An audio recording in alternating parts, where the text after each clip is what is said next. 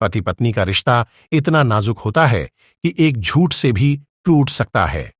लेकिन चाणक्य नीति के मुताबिक शादीशुदा जिंदगी में खुश रहने के लिए कुछ बातों को छिपाकर रखना जरूरी होता है। ऐसे में आज हम आपको चाणक्य नीति में आचार्य चाणक्य द्वारा बताए गए कुछ ऐसी बातों को इस वीडियो में बता रहे हैं जिसे किसी भी पति को अपनी पत्नी के साथ शेयर नहीं करनी चाहिए।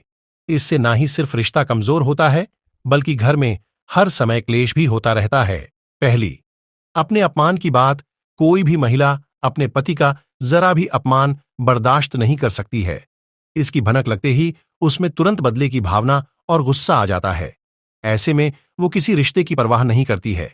इसलिए शांति बनाए रखने के लिए कभी भी किसी पुरुष को अपने अपमान की बात पत्नी को नहीं बतानी चाहिए। दूसरी, अपनी असली कमाई। एक समझदार पुरुष अपनी स्त्री को कभी भी अपनी असली कमाई बताने की गलती नहीं करता।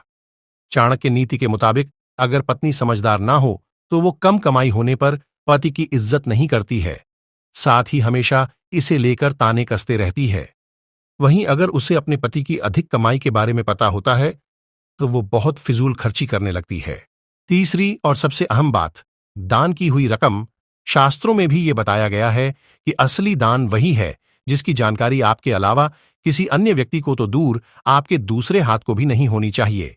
वहीं चाणक्य नीति में इसे क्लेश का कारण भी बताया गया है, क्योंकि अगर जीवन साथी कंजूस या लालची हो तो वो दान की बात जानकर आपसे इस पर झगड़ा कर सकता है। इसलिए पति और पत्नी को कभी भी एक दूसरे से अपने द्वारा किए दान की बातें नहीं शेयर करनी चाहिए।